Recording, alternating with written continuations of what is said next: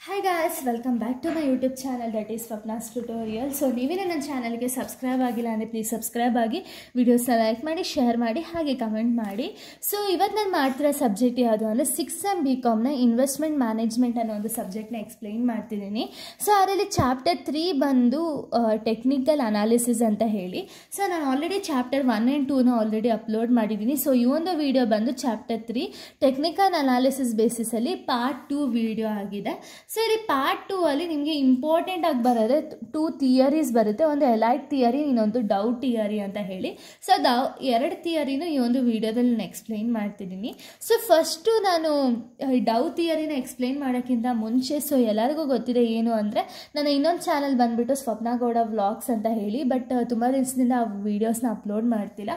But ಇನ್ಮೇಲಿನ ವೀಡಿಯೋಸ್ನ continue ಮಾಡಬೇಕು ಅಂತ ಹೇಳಿ ಅಂದ್ಕೊಂಡಿದ್ದೀನಿ. ಸೊ ಈ ಒಂದು ಚಾನಲ್ಗೆ ಯಾವ ರೀತಿ ಸಪೋರ್ಟ್ ಮಾಡ್ತಿದ್ದೀರೋ ಪ್ಲೀಸ್ ಆ ಒಂದು ಚಾನಲ್ಗೂ ಸಪೋರ್ಟ್ ಮಾಡಿ ಅಂತ ಹೇಳಿ ಕೇಳ್ಕೊಳ್ತಿದ್ದೀನಿ. ಆ ಒಂದು ಚಾನಲ್ ಲಿಂಕ್ ಬಂದುಬಿಟ್ಟು ಡಿಸ್ಕ್ರಿಪ್ಷನಲ್ಲಿ ಅಪ್ಲೋಡ್ ಮಾಡಿರ್ತೀನಿ.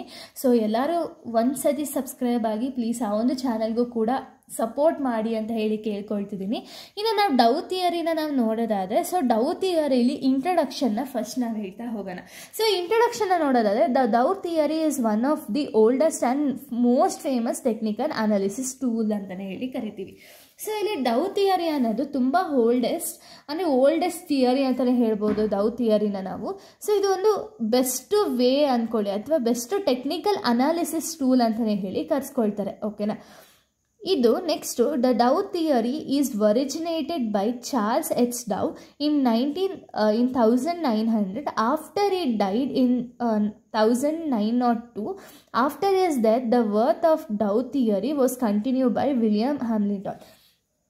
ಸೊ ಇಲ್ಲೇನು ಅಂದರೆ ಡೌ ಥಿಯರಿನ ಯಾರು ಒರಿಜಿನೇಟ್ ಮಾಡಿರೋದು ಅಂದರೆ ಚಾರ್ಲಿಸ್ ಎಚ್ ಡೌ ಅಂತ ಹೇಳಿ.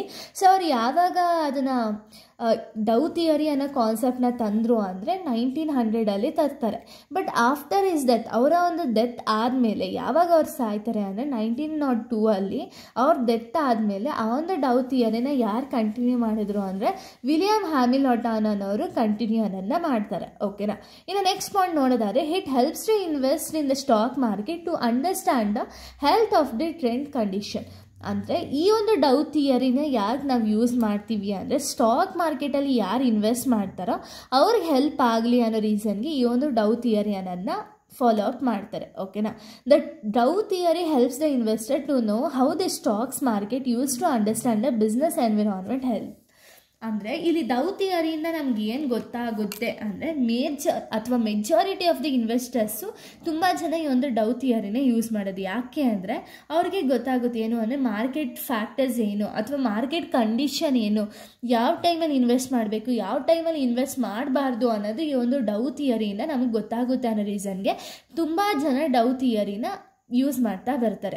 ಇದು ಯಾವ ರೀತಿ ವರ್ಕ್ ಆಗುತ್ತೆ ಅಂದರೆ, ಈ ಒಂದು ಡೌ ಥಿಯರಿ ಬಂದುಬಿಟ್ಟು ಯಾವ ರೀತಿ ವರ್ಕ್ ಆಗುತ್ತೆ ಅಂದರೆ 3 ಟ್ರೆಂಡ್ ಮೂಲಕ ಈ ಒಂದು ಡೌ ಥಿಯರಿ ಅನ್ನೋದು ವರ್ಕ್ ಆಗ್ತಾ ಹೋಗುತ್ತೆ.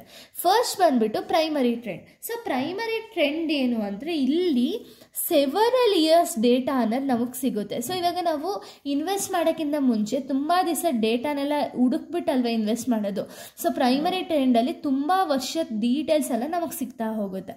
ಸೆಕೆಂಡ್ ಬಂದುಬಿಟ್ಟು ಸೆಕೆಂಡರಿ ಟ್ರೆಂಡ್. ಸೊ ಸೆಕೆಂಡರಿ ಟ್ರೆಂಡಲ್ಲಿ ನಮ್ಗೆ ಏನು ಸಿಗುತ್ತೆ ಅಂದರೆ, ವೀಕ್ಲಿ ಬೇಸಿಸ್ ಮೇಲೆ ಒಂದು ಟ್ರೆಂಡ್ ಅನ್ನೋದು ನಮಗೆ ಗೊತ್ತಾಗುತ್ತೆ.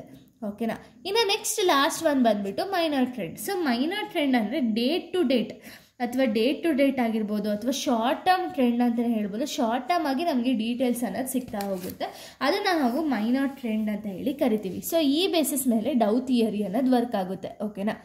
ಸೊ ನೆಕ್ಸ್ಟ್ ನಾವು ನೋಡೋದಾದರೆ, this theory also emphasises the importance of volume in confirming the price movement. It indicates bull and bear sign ಅಂತ ಹೇಳಿ ಹೇಳ್ತೀವಿ. ಅಂದರೆ ಏನು ಅಂದರೆ, ಈ ಒಂದು ಡೌ ಥಿಯರಿಯಿಂದ ನಮ್ಗೆ ಏನು ಗೊತ್ತಾಗುತ್ತೆ ಅಂದರೆ, ಪ್ರೈಸ್ ಯಾವಾಗ ಇನ್ಕ್ರೀಸ್ ಆಗುತ್ತೆ ಆ್ಯಂಡ್ ಪ್ರೈಸ್ ಯಾವಾಗ ಡಿಕ್ರೀಸ್ ಆಗುತ್ತೆ ಅಂತ ಹೇಳಿ ಗೊತ್ತಾಗುತ್ತೆ. ಸೊ ಈ ಬುಲ್ ಅಂದರೆ ಏನು ಅಂದರೆ, ಪ್ರೈಸ್ ಯಾವಾಗ ಇನ್ಕ್ರೀಸ್ ಆಗುತ್ತೋ ಅದನ್ನು ನಾವು ಬುಲ್ ಅಂತೀವಿ. ಬೇರ್ ಏನು ಅಂದರೆ, ಪ್ರೈಸ್ ಯಾವಾಗ ಡಿಕ್ರೀಸ್ ಆಗುತ್ತೋ ಅದನ್ನು ನಾವು ಬೇರ್ ಅಂತೀವಿ. ಸೊ ಈ ಡಯಾಗ್ರಾಮ್ ಬಂದುಬಿಟ್ಟು ನಿಮ್ಗೆ ಯಾವ ರೀತಿ ಬೇಕೋ ಆ ಥರ ಬರೀಬೋದು. ಯಾವ ರೀತಿ ಅಂದರೆ, ನಿಮಗೆ ಯಾವಾಗಾದ್ರೂ ಪ್ರೈಸ್ ಇನ್ಕ್ರೀಸ್ ಆಗುತ್ತಾ ಡಿಕ್ರೀಸ್ ಆಗುತ್ತಾ ಅನ್ನೋ ಬೇಸಿಸ್ ಮೇಲೆ ನೀವು ಈ ಒಂದು ಡಯಾಗ್ರಾಮ್ ಅನ್ನೋದು ಬರೀಬೋದು. ಇದೇ ರೀತಿ ಬರೀಬೇಕಾ? ಇಲ್ಲ, ನಿಮ್ಗೆ ಯಾವ ರೀತಿ ಬೇಕೋ ಆ ರೀತಿ ಈ ಒಂದು ಡಯಾಗ್ರಾಮ್ ಅನ್ನೋದನ್ನ ನೀವು ಬರ್ಕೋಬೋದು. ಓಕೆನಾ. ನೆಕ್ಸ್ಟ್ ನಾವು ನೋಡೋದಾದರೆ, ಸೊ ನೆಕ್ಸ್ಟ್ ಕಾನ್ಸೆಪ್ಟ್ ಬಂದು key principles of Dow theory. So Dow ಥಿಯರಿನ ಒಂದು ಕೀ ಪ್ರಿನ್ಸಿಪಲ್ಸ್ ಏನು ಅಂದರೆ, ಇದು ಯೂಶಲಿ 12 ಮಾರ್ಕ್ಸಿಗೆ ಕೇಳುವಂಥ ಒಂದು ಕ್ವಶನ್ನು. ಇದನ್ನು ನೀವು ಒಂದು ಡಯಾಗ್ರಾಮೆಟಿಕ್ ಫಾರ್ಮಲ್ಲಿ ರೆಪ್ರೆಸೆಂಟ್ ಮಾಡಿ ನೀವು ಇದನ್ನು ಬರೀಬೇಕಾಗುತ್ತೆ. ಮಾರ್ಕೆಟ್ ಡಿಸ್ಕೌಂಟ್ಸ್ ಎವ್ರಿಥಿಂಗ್ ಅಂದರೆ ಮಾರ್ಕೆಟ್ ಪ್ರೈಸಿಂದ ಎಲ್ಲ ಕಂಪ್ನಿ ಇನ್ಫಾರ್ಮೇಷನ್ ಗೊತ್ತಾಗುತ್ತೆ. ಇದರಿಂದ ಕಂಪನಿ ಪೊಸಿಷನ್ ಏನಿದೆ, ಕಂಪನಿ ಯಾವ ರೀತಿ ರನ್ ಆಗ್ತಿದೆ ಅಂತ ಹೇಳಿ ನಮಗೆ ಗೊತ್ತಾಗುತ್ತೆ. ಓಕೆನಾ. Next market has 3 trends. ನಾನು ಇವಾಗ ಅದನ್ನು ಆಲ್ರೆಡಿ ಎಕ್ಸ್ಪ್ಲೈನ್ ಮಾಡಿದ್ದೀನಿ. ಏನು ಅಂದರೆ primary, secondary and minor. Primary trend ಅಂದರೆ ಏನು ಅಂದರೆ, ಸೊ ಈ ಒಂದು ಟ್ರೆಂಡ್ ಬಂದುಬಿಟ್ಟು ಸೆವರಲ್ ಇಯರ್ಸ್ ಇನ್ಫಾರ್ಮೇಷನ್ ಅನ್ನೋದು ಸಿಗುತ್ತೆ, ಇಲ್ಲಿ ಮಂತ್ಸ್ ಇನ್ಫಾರ್ಮೇಷನ್ ಸಿಗುತ್ತೆ, ಇಲ್ಲಿ day to day transaction information ಅನ್ನೋದು ಸಿಗ್ತಾ ಹೋಗುತ್ತೆ. Next trend confirmation. So trend confirmation ಅಂದರೆ ಏನು ಅಂದರೆ, ಒಂದೊಂದು ಸರಿ ಟ್ರೆಂಡೇ ಇರಲ್ಲ, ಆದರೂ ಒಂದು ರಾಂಗ್ ಇನ್ಫಾರ್ಮೇಷನ್ ಕೊಡ್ತಾರೆ.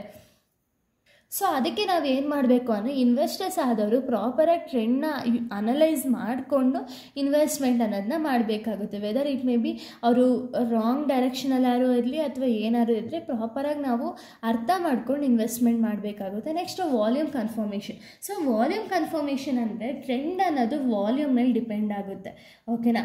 ಸೊ ಯಾವಾಗ ಲೋ ವಾಲ್ಯೂಮ್ ಇದ್ದರೆ ಅದು ಸ್ವಲ್ಪನೇ ಜನ ಬೈಯಸ್ ತೊಗೊಳ್ತಿದ್ದಾರೆ ಅಥವಾ ಹೈ ಟ್ರೆಂಡಲ್ಲಿತ್ತು ಅಂದರೆ ತುಂಬ ಜನ ಬೈಯರ್ಸು ತುಂಬ ಈಗರ್ಲಿ ವೆಯ್ಟ್ ಮಾಡಿ ಆ ಒಂದು ಶೇರ್ಸ್ನ ತೊಗೊಳ್ತಿದ್ದಾರೆ ಅಂತ ಹೇಳಿ ಅರ್ಥ. ಓಕೆನಾ. ಈ ನೆಕ್ಸ್ಟ್ ಕಾನ್ಸೆಪ್ಟ್ ನಾವು ನೋಡೋದಾದರೆ, ನೆಕ್ಸ್ಟ್ ಕಾನ್ಸೆಪ್ಟ್ ಬಂದುಬಿಟ್ಟು importance of Dow theory. So Dow theory ಏನಕ್ಕೆಲ್ಲ ಇಂಪಾರ್ಟೆಂಟ್ ಅಂದರೆ, understanding the market trends. So market trend ಅನ್ನೋದು ಅಂಡರ್ಸ್ಟ್ಯಾಂಡ್ ಆಗುತ್ತೆ. ಪ್ರಾಫಿಟ್ ಇದೆಯಾ, ಪ್ರೈಸ್ ವೇರಿಯೇಷನ್ಸ್ ಏನಿದೆ, ಯಾವ ರೀತಿ ಪ್ರೈಸ್ ವ್ಯಾಲ್ಯೂ ಇನ್ಕ್ರೀಸ್ ಆದಾಗ ನಾವು ಬೈ ಮಾಡಬೇಕು, ಸೆಲ್ ಮಾಡಬೇಕು ಅಂತ ಹೇಳಿ ಗೊತ್ತಾಗುತ್ತೆ. Next identification of stock trends. Stock ಟ್ರೆಂಡ್ನ ಇನ್ವೆಸ್ಟರ್ಸು ಬೇಗ ಐಡೆಂಟಿಫೈ ಅನ್ನೋದನ್ನ ಮಾಡ್ಬೋದಾಗುತ್ತೆ. Next technical analysis. ಅಂದರೆ ಟೆಕ್ನಿಕಲ್ ಅನಾಲಿಸಿಸ್ಗೂ ಕೂಡ ಇದು ತುಂಬ ಇಂಪಾರ್ಟೆಂಟ್ ಆಗುತ್ತೆ. ನೆಕ್ಸ್ಟ್ ರಿಸ್ಕ್ ಮ್ಯಾನೇಜ್ಮೆಂಟ್ ಅನ್ನೋದನ್ನ ಮಾಡ್ಬೋದು, ಯಾವಾಗ ಬೈ ಮಾಡಬೇಕು, ಯಾವಾಗ ಸೆಲ್ ಮಾಡಬೇಕು ಅಂತ. Long term investing. ಸೊ ಒಂದು ಕಡೆ ಏನಾದರೂ ಲಾಂಗ್ ಟರ್ಮ್ ಇನ್ವೆಸ್ಟಿಂಗ್ ಯಾರು ಮಾಡಬೇಕು ಅಂದ್ಕೊಳ್ತಾರೆ ಅವ್ರಿಗೂ ತುಂಬ ಹೆಲ್ಪ್ ಮಾಡುತ್ತೆ. ಓಕೆನಾ. ಇನ್ನು ನೆಕ್ಸ್ಟ್ ಕಾನ್ಸೆಪ್ಟ್ ಬಂದುಬಿಟ್ಟು pros or cons of Dow theory, ಅಂದರೆ ಅಡ್ವಾಂಟೇಜಸ್ ಆ್ಯಂಡ್ ಡಿಸ್ಅಡ್ವಾಂಟೇಜಸ್ ಅಂತ. ಸೊ ಡೌ ಥಿಯರಿಯಿಂದ ಏನೇನೆಲ್ಲ ಅಡ್ವಾಂಟೇಜಸ್ ಆಗುತ್ತೆ ಅಂದರೆ, ಲಾಂಗ್ ಟರ್ಮ್ ಪ್ರಾಸ್ಪೆಕ್ಟಿವ್. ಅಂದರೆ ಯಾರೆಲ್ಲ ಲಾಂಗ್ ಟರ್ಮ್ ಬೇಸಿಸ್ ಮೇಲೆ ಇನ್ವೆಸ್ಟ್ ಮಾಡಬೇಕು ಅಂದ್ಕೊಳ್ತಾರೆ ಅವ್ರಿಗೆ ತುಂಬ ಒಂದು ಹೆಲ್ಪ್ ಅನ್ನೋದನ್ನ ಆಗುತ್ತೆ. Next easy to understand. So ಬೇಗ ಅರ್ಥ ಆಗುತ್ತೆ. ಯಾರು ಇವಾಗ ಇನ್ವೆಸ್ಟ್ ಮಾಡೋವ್ರಿಗೂ ಸಹ ಈ ಒಂದು ಡೌ ಥಿಯರಿಯಿಂದ ಬೇಗ ಅರ್ಥ ಆಗುತ್ತೆ. Follows market trends. So day to day ಆಗಿರ್ಬೋದು, ಇಯರ್ಲಿ ವೈಸಸ್ ಆಗಿರ್ಬೋದು, ಎಲ್ಲ ಇನ್ಫಾರ್ಮೇಷನ್ ಸಿಗ್ತಾ ಹೋಗುತ್ತೆ. ಸೊ ಇದೆಲ್ಲ ಅಡ್ವಾಂಟೇಜಸ್. ಇನ್ನು ಡಿಸ್ಅಡ್ವಾಂಟೇಜಸ್ ನಾವು ನೋಡೋದಾದರೆ, ನಾಟ್ ಆಲ್ವೇಸ್ ಅಕ್ಯುರೇಟ್. ಸೊ ತುಂಬ ಜನ ಏನು ಮಾಡ್ತಾರೆ ಅಂದರೆ ಫೇಕ್ ಇನ್ಫಾರ್ಮೇಷನ್ನ ಕೊಡ್ತಾರೆ. ಸೊ ಅದನ್ನು ನಂಬಿ ಇನ್ವೆಸ್ಟ್ಮೆಂಟ್ ಮಾಡಿದರೆ ಅಲ್ಲಿ ಅಮೌಂಟ್ ಅನ್ನೋದೇ ಬರಲ್ಲ. ಸೊ ಅದಕ್ಕೆ not always accurate. Ignore other important factors ಏನಿದೆ, ಸ್ವಲ್ಪ ಫ್ಯಾಕ್ಟರ್ಸ್ನ ಇಗ್ನೋರ್ ಮಾಡ್ತಾರೆ. Limited to 30 stocks. 30 ಸ್ಟಾಕ್ಸ್ವರೆಗೂ ಮಾತ್ರ ಲಿಮಿಟೆಡ್ ಇರುತ್ತೆ. ಓಕೆನಾ. ಇಷ್ಟು ಕೂಡ ಡೌ ಥಿಯರಿ ಬೇಸಿಸ್ ಮೇಲೆ. ಇನ್ನು ನಾವು ನೆಕ್ಸ್ಟ್ ಥಿಯರಿನ ನೋಡೋದಾದರೆ, ಸೊ ನೆಕ್ಸ್ಟ್ ಥಿಯರಿ ಬಂದು ಎಲೈಟ್ ವೇವ್ ಥಿಯರಿ ಅಂತ ಹೇಳಿ. ಸೊ ಎಲೈಟ್ ವೇವ್ ಥಿಯರಿ ಬಂದುಬಿಟ್ಟು ಫಸ್ಟ್ ಇಂಟ್ರೊಡಕ್ಷನ್ನ ಕೊಟ್ಟಿದ್ದಾರೆ. ಏನು ಅಂದರೆ, this theory was propose by R N. Elliott in 1930, later popularised by Hamilton Bolton ಅಂತ ಹೇಳಿ ಕೊಟ್ಟಿದ್ದಾರೆ. ಸೊ ಈ ಒಂದು ಥಿಯರಿ ಬಂದುಬಿಟ್ಟು ಆರ್.ಎನ್. ಎಲೈಟ್ ಅನ್ನೋರು 1930ಯಲ್ಲಿ ಇಂಟ್ರಡ್ಯೂಸ್ ಮಾಡ್ತಾರೆ. ಬಟ್ ಪಾಪ್ಯುಲರೈಸ್ ಆಗಿದ್ದು ಯಾವಾಗ ಅಂದರೆ ಹಮಿಟಾ ಬಾಟನ್ ಅನ್ನೋ ಅವರಿಂದ ಒಂದು ಪಾಪ್ಯುಲರೈಸ್ ಅನ್ನೋದಾಗುತ್ತೆ.